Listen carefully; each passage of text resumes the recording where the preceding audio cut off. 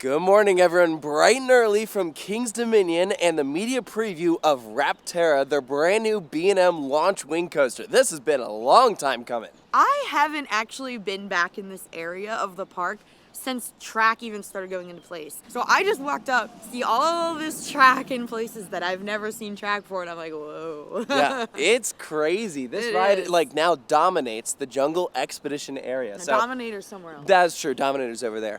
This is, of course, the long-awaited replacement for Volcano the Blast Coaster. So that ride gave its final rides in 2018, and so now it's 2025. Been waiting a long time for a replacement, and it is very cool to see a ride here. I'm very excited to experience this. I am too. I mean, I feel like a wing coaster is a nice fit here. I know a lot of the time enthusiasts are like, she's a wing coaster, but like this is a launch wing coaster. Yes, we like these. Well, yes, and like I've never understood particularly like the distaste for wing coasters. I think they're really, really fun. And I think when you add a launch to it, like Thunderbird, it was easily my favorite wing coaster before. So we'll see after riding this. So this is really the second variation of that because it's also got those shorter trains. I think we're going to be reaching speeds of like 60-something miles per hour, going through several inversions. It's going to be really cool. So what we're going to do today is show you around the area. We're also going to take a look at some of the changes that were made to Flight of Fear and the former Intimidator 305, now Pantherian. I think we're going to check out some of the new food offerings at the park. There's a lot to see.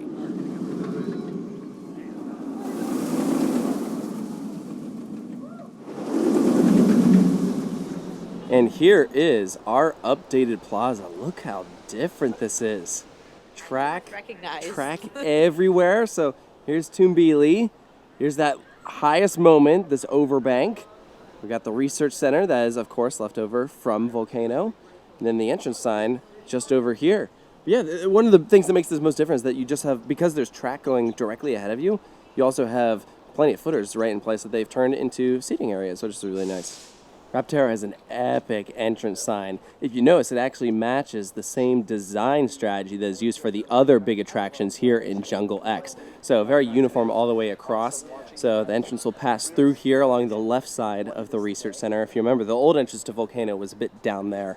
But right over here, we have the brand new locker system. This is going to be pretty much an identical setup to the previous ones that we have in the park. Although, straight away, I am noticing that these are the thinner lockers that you typically get at the SeaWorld park. So a little smaller than usual. There's also a test seat right out front so you can see if you fit. And directly to the right are one of these kiosks. We've been seeing these pop up at like Cedar Fair parks all over. What I can assume is that this would be where you could buy a one-time skip the line. So like, let's say you don't want to pay for the all-day wristband. This is the one ride that has a really long wait. In theory, you could pay like $15 or something like that and just like bypass it through the fast lane entrance. So assuming that's what it's for, that's a great fit because I know for me, I would rather do that than pay for an all-day wristband. They went all out with this area. Like they have so many small little details. And I have to just go right ahead and say, I'm like 99% sure that is Yellowstone National Park. That definitely is Yellowstone. Yeah, okay, so ancient caldera found in the jungle. So this is a fake news article about this. Time since eruption. That's cool. I love this. So they're saying it was an actual volcano. Like they're not taking it as a ride. Like it was a real volcano. Okay, so check out some of those. Last eruption, 2018. That's an ode to volcano, and then there's a Smurf. Oh yeah, Smurf Mountain. Yep. Yeah. The Haunted River. That's another past attraction that used to be here. Here's the Lost World. Who were these creatures? Volcano roars back to life. Whoa! Hey! Please, no cameras. Hey, what is that? My camera looks a lot fancier than mine. Oh no, but your phone is nicer than mine. Rapterra is antisocial and might actually attempt to hide himself from humans. I can think of a few people that applies to as well. This is all Flight of Fear stuff. I want to believe. There's the ride itself. Truth or fiction. So this queue is enormous. Hello? Wow. Because all this used to be where the volcano was. Yeah. So, like, this is the first time that guests are allowed to walk in this plot of land specifically. Look at this. Is this the remnants of a volcanic eruption of some sort? I think it is. I think there was some sort of volcano here. Wait, this is cool. Look at this. This is brand new. Holy crap. Look at the lighting. Yeah, look at the talons. There's lighting fixtures right here. These are like hawk statues on either side. You can see the facial expression, all these little designs. This is massive. Oh, look, that looks like a hawk, like head. No, he's a Rapterra. He's a Rapterra. Yeah, he's a jungle hawk. That's what a Rapterra is. Wait, that's a real thing? That's what they call it. Rapterra's jungle hawk. And here on the other side is the station. Look at this. They've really made it look like an archaeological dig site. So here's all these different pieces of ruins, and there's scaffolding around. They've done a nice job with this. Actually, it does look really, really nice. This whole area is just massive. Like, the amount of distance between where we're standing right now versus where we entered is kind of nuts. Yeah. It's big. Yeah. Well, I mean, they built the station from the ground up. This was nothing before, so they completely reconfigured everything. What do you think, Clint? Pretty cool, huh? I love it. I love it. This is probably one of the highest themed rides that King's Dominion has really had. I mean, I love the level of detail and how much detail there is. I mean, when you're walking in, you're seeing that like spot where they have like all the artifact information with shout outs to like Flight of Fear, Volcano, Smurf Mountain, all the, Lost Continent, all of that stuff. And then the whole queue line. I mean, it looks great.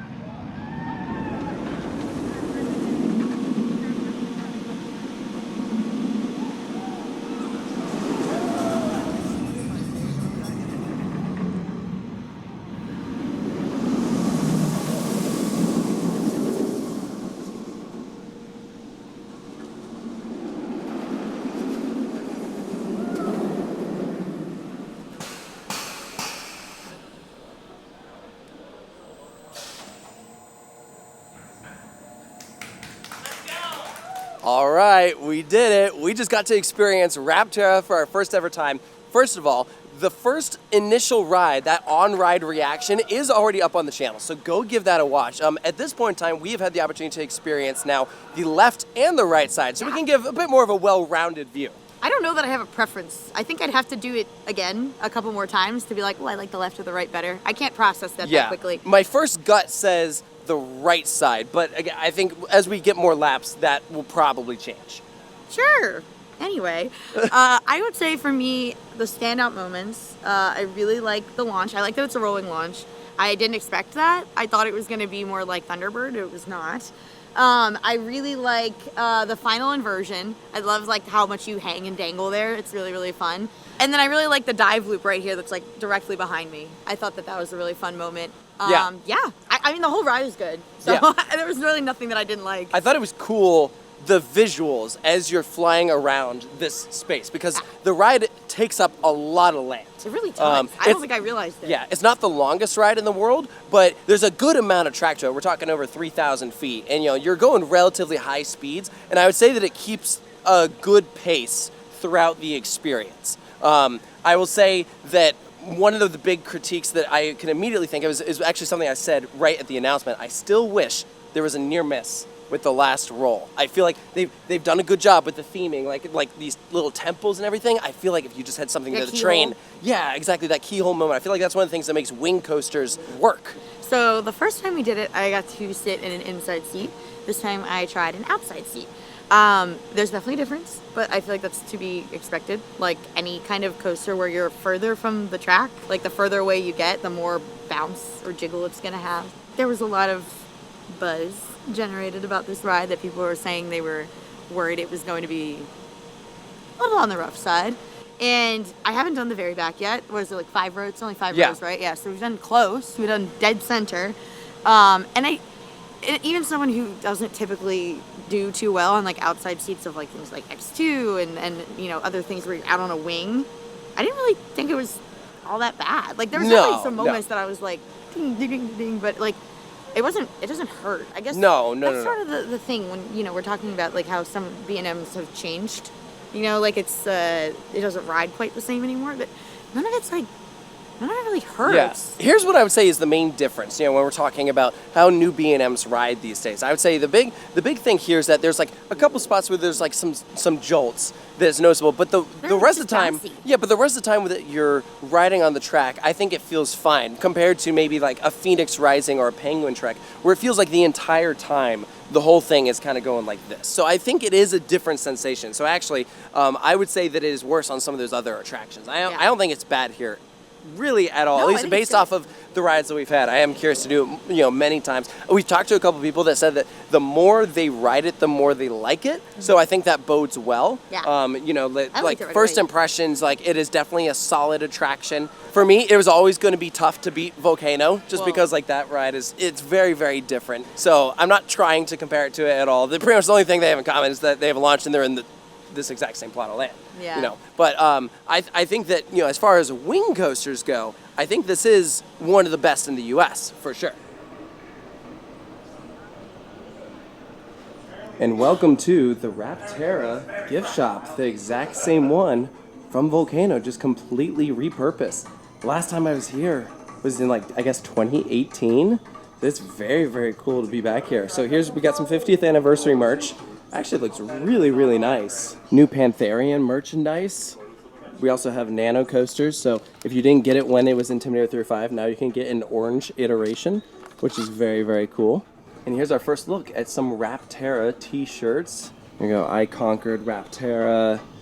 Here's the biggest rides at King's Dominion: Twisted Timbers, Rapterra, Pantherian, Dominator. New Rapterra. I think these right here are the best. This one, just with the design on the front. This one has the sleeves that match. And then here is our nano coaster. Nice. There's also a fair share of Tumbili merchandise because Tumbili does not have like an official gift shop. You know, the ride is just there. So it makes sense that they have a bunch of stuff just like right across the midway from it. Thomas, what do you think of Rapterra? I think this is a perfect addition for Kings Dominion. I'm glad we got a new wing coaster in the area. I think it fills the land perfectly. It's smooth. It's got a nice atmosphere around it. I love this for Jungle X, and I love this for Kings Dominion. So impressed. I'm very impressed. Mike, What's up, my bro? man Mike. What's going You've been on? coming here probably as long as I have. Been waiting for that Volcano replacement. I have. What is it like being here today on Rapterra? Well, I'll say this. You can never replace Volcano.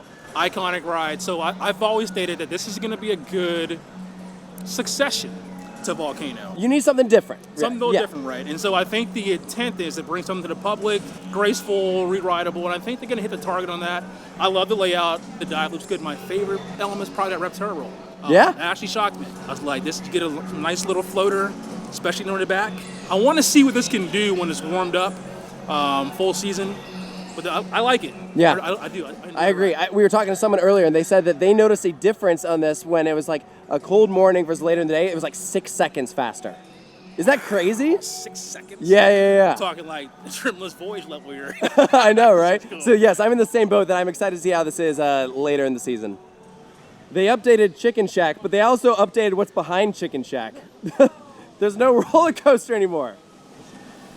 To be fair, I really loved Anaconda. You're the one person I am one of the that few. loved Anaconda. I am one of the few that loved Anaconda. I'm sorry for your loss. There's one bad moment on it, but otherwise it was a very, very, very fun.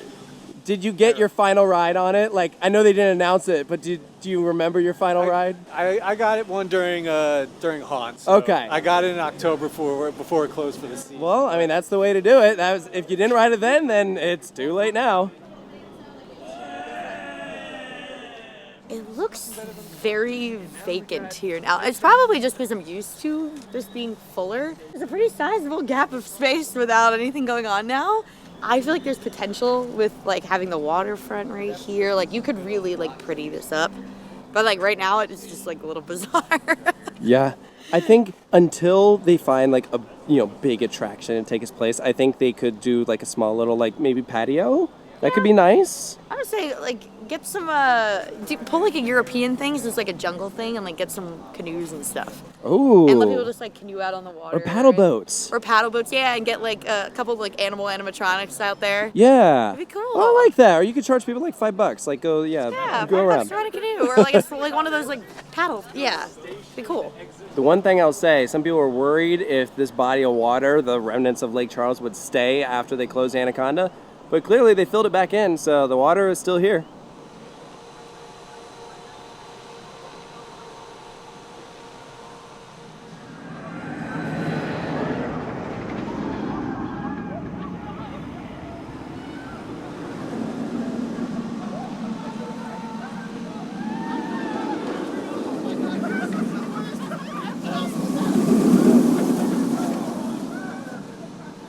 You can see a lot of nice views of the layout back here. Wide open view of this area. So the vending machines used to be down there, so they built this new stand here right next to Flight of Fear for them instead. And they repainted everything here. This looks really nice. I never was like huge into the warehouse kind of vibe that it had before. Now it's a colorful warehouse. Yeah, well, yeah, I would say it's a little less warehousey. But I love how cohesive like the color scheme and everything is. Yeah. With the whole Jungle X area. I think it's cool that they added like a truck. The ABC News is also great. That is not permanent. This is permanent though. This is the same truck that they had for the Let's Get Wild show. They just moved it from like back there to now be theming elements for Flight of Fear. But as you can see, the sign is still missing. I don't think we're gonna be able to go inside to see what it looks like, but hopefully there's some interior updates. We're not able to go into the plaza, but you can see the current progress that they've made on this entry plaza. They got about a week to get it together. Yeah, well, mainly they just need the sign, I guess, and if they want to add anything else. I'm trying to learn to read their hieroglyphs. Yeah. They're scattered all around They're sending secret messages. I know. It's telling us what the next coaster is. Yeah, See? exactly. Great minds. Yeah. But overall, I mean, this was like kind of ugly before, just like a big concrete slab essentially, so they added all these different like spikes, and hopefully whatever they put on top of it just like helps again bring it all together.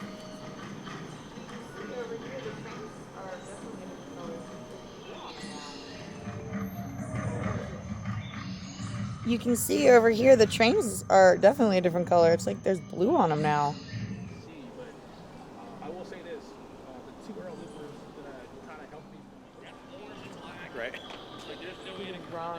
Since they're trying to keep everything very cohesive, I imagine, at least I hope, eventually, the ground here, instead of being just like regular blacktop pavement, we get like the nice, like pretty pavers that they have over there because it looks so good. It's very classy. Yeah. This is kind of... Yeah, exactly. This is the one, I would say, downfall of this area, because everything else back there looks really good. Also, can we just acknowledge all the nerds nerding over there? All the nerds. There's El Toro Ryan getting his nerds content. 3 nerds a nerding. What's next, Mike? What do they got to do to complete this area? Gotta have a snake temple. Gotta pave the ground. So, no, it looks good here, man. Like I will say, it's kind of surreal. I was just talking to you about this. It's volcano's gone. There's a free spin.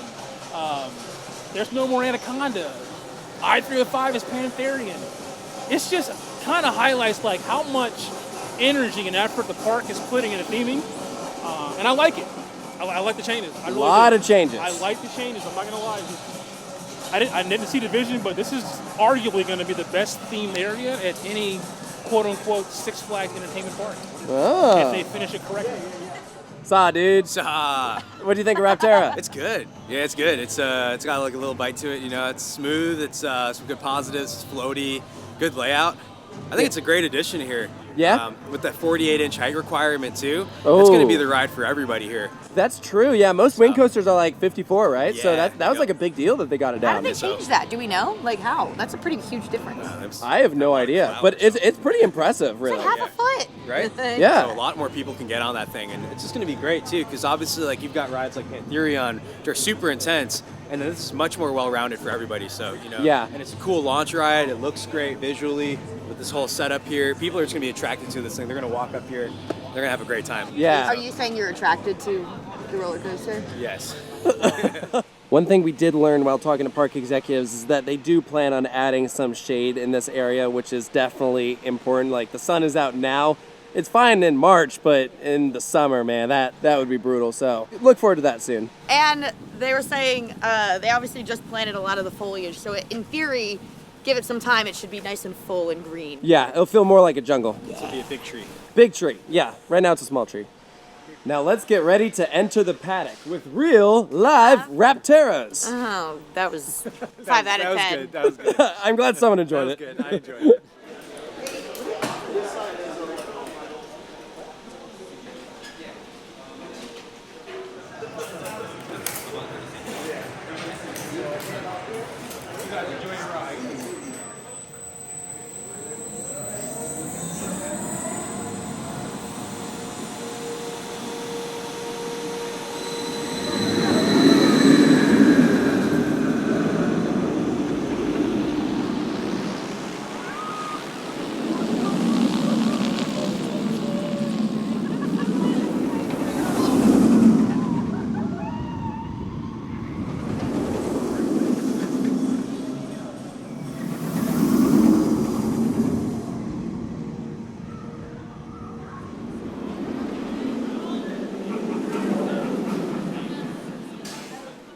Fourth ride there on Rapterra, we actually got to do the front row, which was very, very cool. I mean, visually, that is just awesome. The wind in your face and everything. So I thoroughly enjoyed it. I was on the inside seat. You took the outside. Your experience was a little different. Yeah, that was probably the least comfortable ride I've had so far. And I did an outside seat already, but like a little further back, which is very counterintuitive. I thought that would be the smoothest outside seat, but I don't know. That was a little more bouncy than I would have wanted, but yeah. Yeah. No, that is strange. That is, because I heard, like, generally speaking, that like the further back you go, the more jolty it'll be. Yeah. But it's a different kind of jolty. Again, like it's more just like a couple thuds, almost like throughout like certain moments, like as you rise up into the first overbank. That's like a good example of one right there. None of the spots on the ride are bad. Like there's never, I haven't found a spot where I'm like, ugh, like I wouldn't ride there again. It's not like Iron Menace when there's like the blatant jolt that clearly is like a manufacturing defect. Yeah. That's like a rare scenario. No, but I would say if you're more sensitive, then I would sit on an inside seat. And for food, they have prepared a spread for us. So it's like salad, there's some mac and cheese, some fruit, there's potatoes. That's the pork from Grain and Grill. There's moose, I think, chicken tenders. I don't even know what that is. I don't know, it looks really good. Have you ever been at a theme park and you go up to a stand and you're like, I can't decide if I want chicken tenders or a burger? ¿Por qué no los dos? Behold, That is the chicken burger. chicken and beef in one. You never have to choose again. Well, you do unless you're here. That was super good. Kings Dominion has been upping their food game over the past couple of years, and the stuff that they gave us, man, awesome way to end out the media event. We're on our way out. Yeah, no, that was delicious. This is one of those places that I'm like, I'm glad I have a meal plan for, right? Yeah. You know, it's a very good. I think they, as far as like amusement parks go in the U.S., I feel like they are leading the game. You know, for as far as like regional parks go, right? Heck yeah, I love this place. Yeah, good stuff. New coaster, great addition here. They really needed something like that. I think it's gonna be a very solid number 3 in this park. You know, people love Twisted Timbers, Pantherian, formerly I through 5, hit or miss depending on what you like. That's the thing is like enthusiasts love Pantherian, but it's always one of the shorter lines in the park because I think it's too much for regular people. Yeah, exactly. That's why they need something like this. Like when you think about what Volcano was, it was intense, but everyone loved it. Everyone loved it. They need a crowd pleaser. Yeah. So, no, I think they did a very nice job. And I can't wait to hear everyone's reactions to it once it opens to the public. Heck yeah. So, yeah, we'll have a video coming soon from opening weekend at Kings Dominion, so stay tuned for that. But we hope that you guys enjoyed this one from Rapterra Media Day. And stay tuned for more here at Coaster Studios. We'll see you next time.